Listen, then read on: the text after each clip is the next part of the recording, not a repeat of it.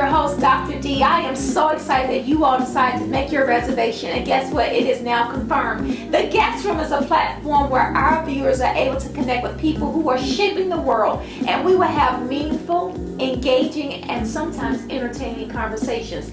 The Guest Room will leave you with an energized experience. I am so glad that you all decided to stop by, and I want you all to continue to tune in. And on this episode, we are talking about the arts and entrepreneurship.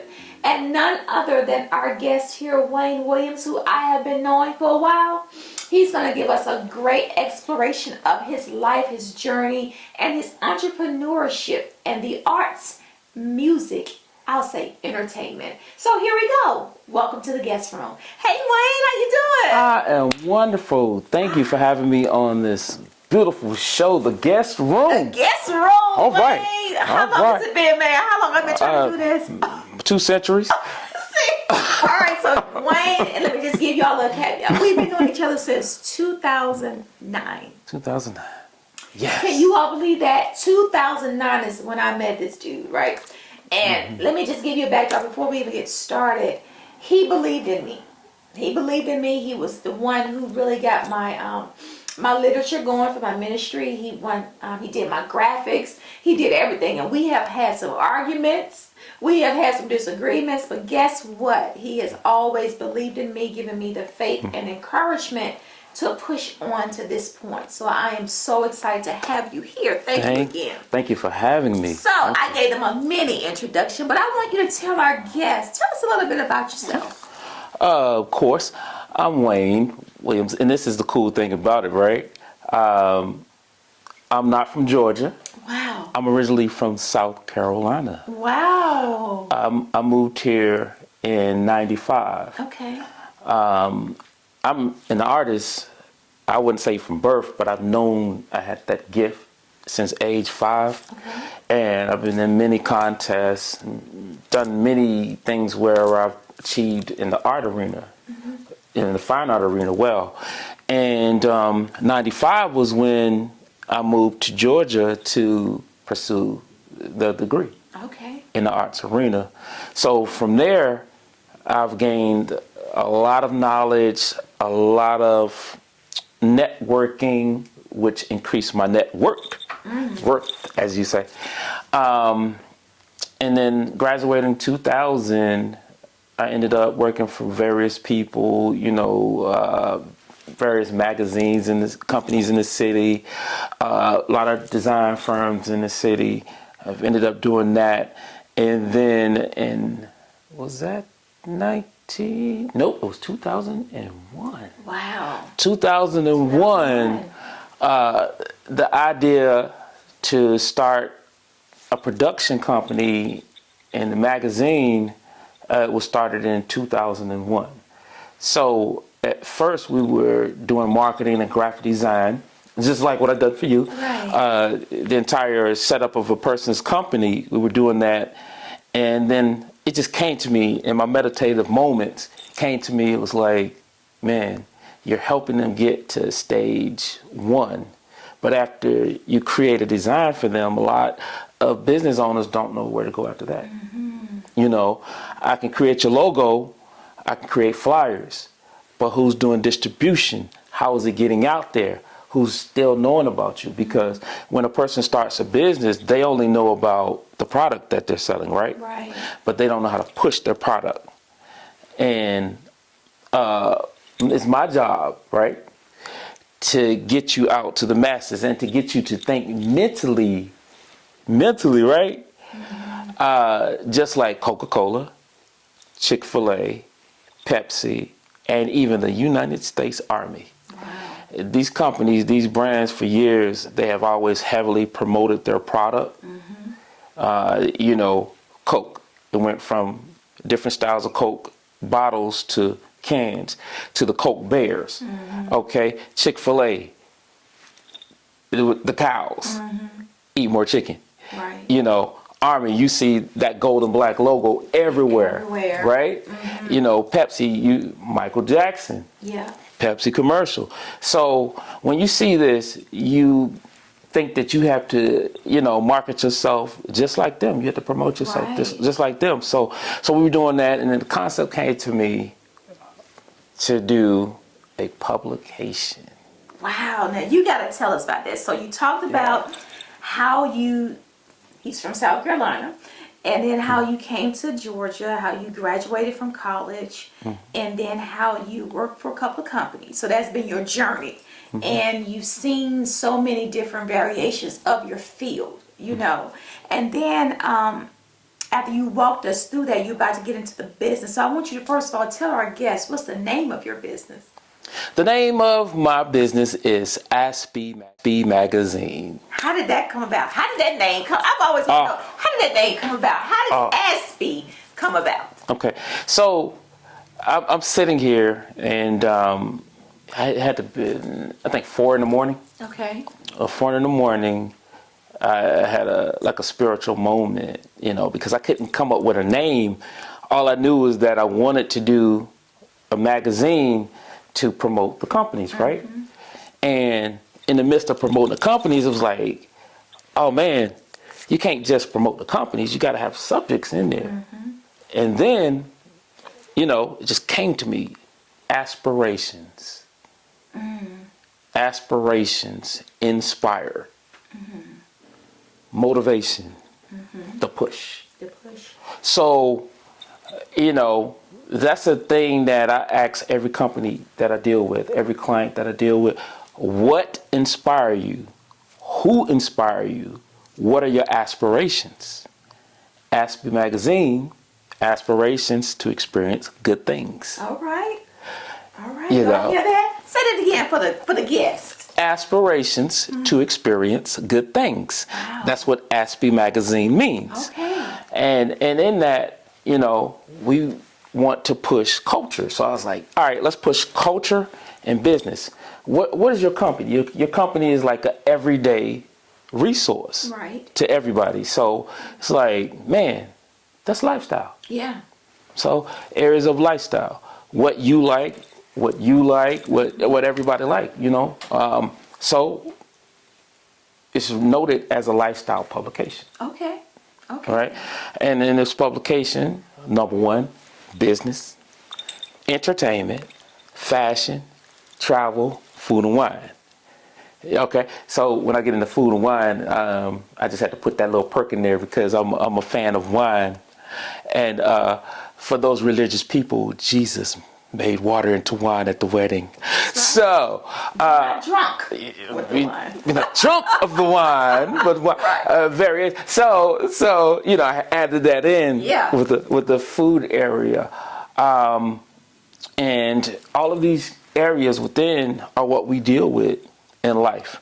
The one thing that we have been doing that we haven't noted in the magazine, we also deal with health and wellness as well. Good. In the publication. So this is where we are. So let me ask, I'm just listening to it. I finally understand the whole concept of it, right? Because we've been knowing each other and we've been rocking. I've been seeing your magazines. I've been featured. I'll show you that later.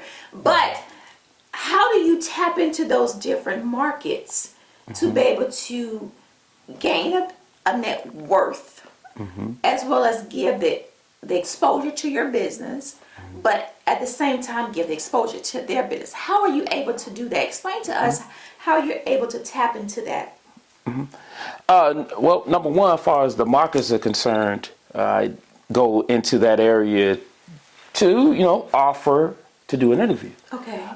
It's basically the relationship. Everything is a relationship in life. And this is something that I believe that a lot of younger people need to know. A lot of younger entrepreneurs need to know, because I know technology have made us sort of cold, I would say, meaning where we send texts, we send emails, we don't do calls, we don't do meetings like that. Relationship in business is a huge thing. It is, very. Networking is a huge thing. And I'm glad we're on this show because this has come back to me to do so. Yeah. I want to tell you and everybody about this. So when I first started the company, right? Tell us about. I was about to ask you that next. How did you start? Every Oh, we're gonna get into that. Yeah, Okay. get started. Come on. Okay. I said, well, actually, I started the business. You would not believe it. I started this business out for $200. Wow. $200. $200. Let me tell you, people. Yes, that's faith. That is faith, especially in this economy. That's faith. Mm-hmm. Proceed. I started it that way, and yes, I did have strong faith, crazy faith.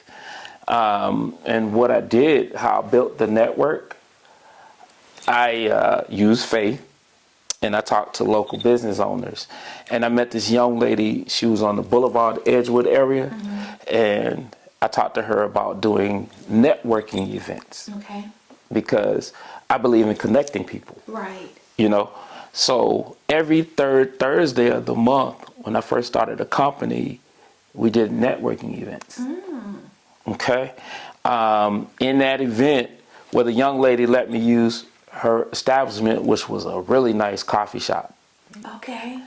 I went all out, and I did things out of my pocket, right? And maybe this might help some business owners where you could actually really study how to really start your business, because I did things out of pocket, and I had good relationship with the bank, but I never had a line of credit because I paid everything cash. Okay, so it looks good, but it looks like you're a ghost. So remember, if you're starting a business, create a line of cash. Wow. With the company that you're with, because banks do note, just like they noted with me. It's like, wow, Mr. Williams, you were with us 20 years. That shows longevity. That's entrepreneurship. Now, I want you all to understand this part about being an entrepreneur. He's an artist, but he's also an entrepreneur. So this is a financial tip that we all need to learn from as of starting our business and moving into our business. So first of all, having that line of credit. Yes. Okay. Line of credit. And number two, when you start your business, get an EIN number. Set your bank account up with the EIN number. Run everything off of an EIN number. Don't use your personal social security number. That EIN number is just like another body, another person. I learned that after 7 years of being in business. Wow. So we'll take it on back to the third Thursdays of the month. We did networking events every third Thursday of the month, and what that did, that brought companies together to freely network. And I did the whole shebang. I didn't care. I was like, okay, I'm gonna have alcohol. I bought it myself, with the wine and the drinks, all myself. Live entertainment. We had the whole atmosphere, and then we gave moments where people could actually present themselves. One man show, basically. One man show. And you did this all out of your own personal finances. Being able to stage all of that. Wow. Yeah. Okay. Oh yeah. Wow. And in the midst of that, you know, of course, people that I worked for before I got into my business, they made statements. They actually asked people who started to work with me. They were like, "Is he sure he can do this? This is a hard business. Can he make it happen?" You know, my thing is, I have crazy faith, and this is the one thing that I could tell anybody: be stubborn enough not to give up. Oh, I like that. Say that again for all the people back there in the back. Say that again, Wayne. Be stubborn enough not to give up. Okay. You know, you can't run your passion, you can't run your business, your dream, and you can't run that off of what people say in the beginning. That's awesome. That's awesome. Yeah. So guess what? We're gonna be right back. Hold on to that. Say it again before we take our break. You have to be stubborn enough not to give up. We'll be right back. Hello everyone, it's Dr. D again, and I am so excited to be back before you. I wanted to let you know I have another book. I've written another book, and it's called It's Time to Own Your Truth. This is a 31-day motivational book for you all to read to carry you throughout your day. Now you may be asking, Dr. D, how did this book come about? It came about after a supervisor told me to be intentional about what I want to do as of my career, and also intentional about what I want to do with my life. Now, I knew what I wanted to do about my life, but about my career. He said, you have to make the move to be able to do what you have to do, Dee. And so this book came as a result of that, but it also came as a result of me sitting in a coaching class.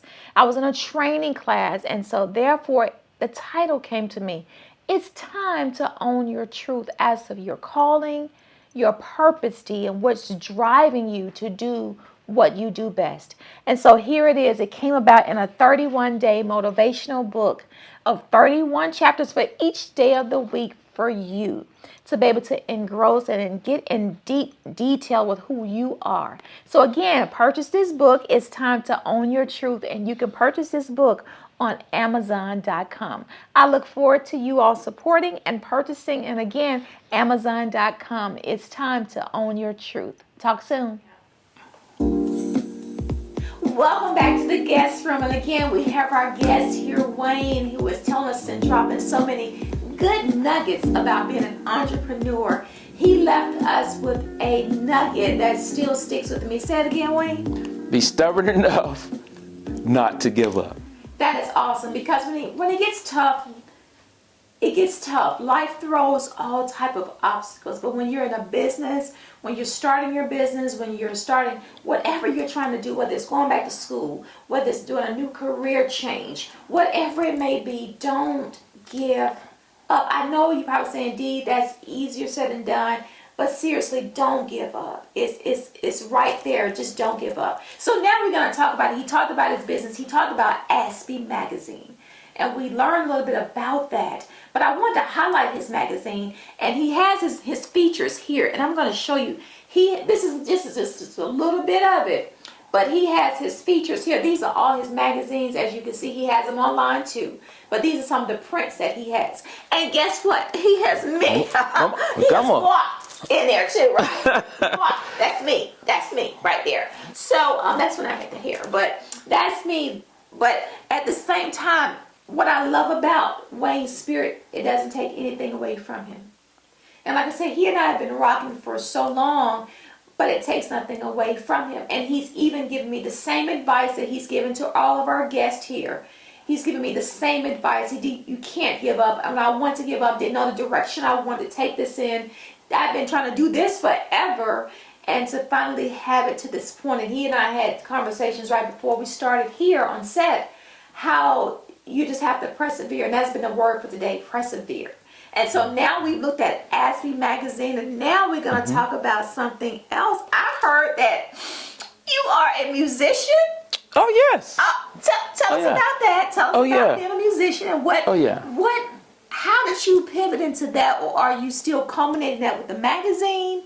How was all that? Because this is arts and entrepreneurship. Okay. So I heard you were an artist. Talk to our guests about that. Well, let's go way back. Let's go way back into history. Okay. Not only at age 5 have I had the gift to being an artist. Growing up, all my life on my mom's side, my mother's side was into music. Either you sung or you played an instrument. Okay. At every family reunion, it turned into a big concert. Oh my goodness, that had to be fun. Yeah, they bring the instruments out. I'm talking the real instruments, and had like a choir there singing. While eating some chicken and barbecue ribs, they were getting down singing. South Carolina has some of the toughest talent. For real, in those areas. So on my mom's side, it was music. My dad's side, it was sports. He was a star wide receiver and a star basketball player.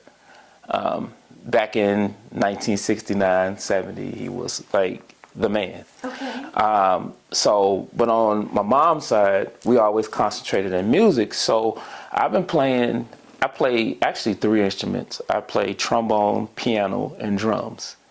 And I play them all fluently. I read to all 3 of them. I actually read music. Wow. Yeah. Wayne, you are not talented. He's gifted. All that man up there. Oh my God. All that man up there. So piano, I've been playing piano since 1991.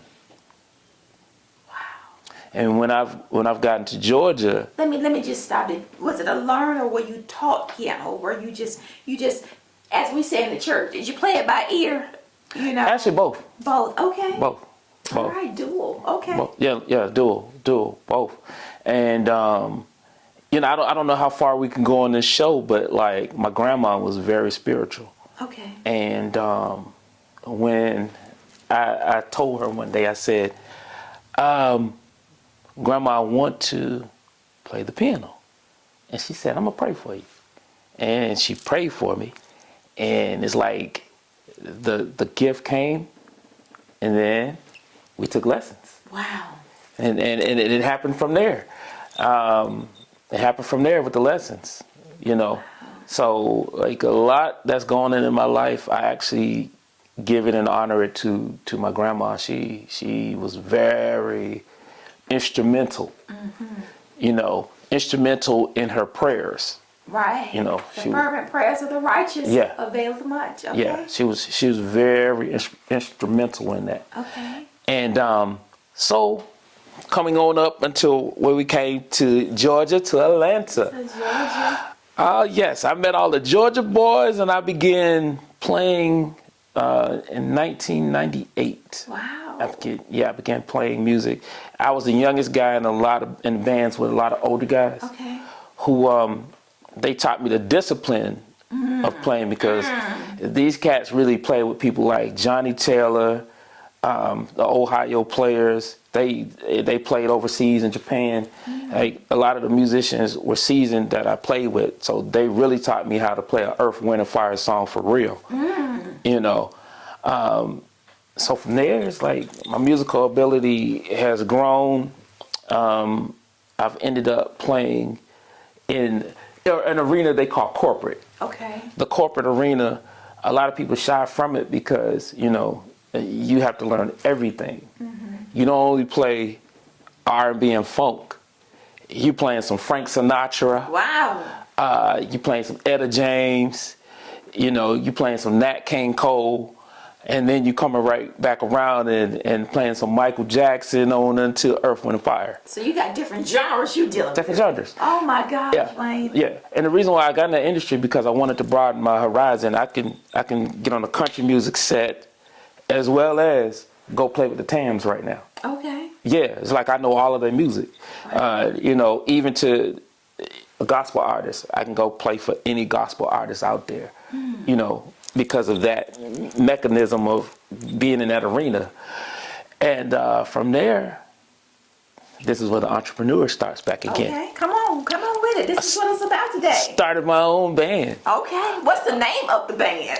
The name of the band is called Key Lime Experience. Now tell our guest, how did that come about? Well, you know, in music, right, it's a sweet spot in music. And that's my favorite. That's my favorite dessert is key lime. It's your favorite dessert? It has to be cake, and it has to be the cheesecake, but I can't have that right now. Okay. Right. Okay. It's one of my favorites as well. Okay. Now, key lime actually started when I recorded a EP. Okay. I did a jazz EP. I'm like a jazz head for real. Okay. I did a jazz EP, and that was about 7 songs, and I needed a band to go with me to perform. Okay. Now, how did you pick your bandmates? How did you tell us all about that? Because I've heard him play. I've gone to one of his sets, and I thoroughly enjoy them. They play that Keith Sweat. They play all kind of music that I can relate to. And I love to dance, so I really thoroughly enjoyed it. But tell me, how do you pick your bandmates? My bandmates basically picked them off of networking. Okay, people. networking. Some of them I play with in different arenas, different areas, and it's like I need this guy for this. I need that guy for that. I need them. So I would just communicate with them, ask them, and then they all came in. They were like, "Yes, man." You know, the thing about it, your attitude, number one, how you play, your work ethic, your attitude is what have other musicians network with you and play with you. So those were one of the reasons how I got that band that I had there. That was that night. That was so tight. Right. In that arena. So with that, the name Key Lime. Key Lime means spice and sweetness to music. Well, okay. When you bite into a key lime pie, you get a little tangy. Yeah. and then it's sweet. So we're gonna give you a pop in that music, and then we're gonna give you a sweet spot, right? Our music is so moving. It is. Like some people. I'm gonna take y'all way back in the day. You had P-Funk, George, them. They took you to this vibe, right? And most people know why they were in that vibe. Yeah. But we do it straight in music. Okay. Where it take you to another world in music. And you don't have to use any substance. Wow. To go there. We take you there in music. So that's the concept of Key Lime, and that's what I concentrate in any band. And I believe that the connection has to be right. I believe that people have to gel right. I rate Key Lime just like, you remember the Bulls and the LA Lakers and how they, the Celtics. Yeah, the Celtics back in the day. Like everybody they said they had one key player, right? But there were components that made that one unit. Like we'll use the Bulls. Everybody, they rated Jordan, but Jordan wasn't hitting it without Scottie Pippen.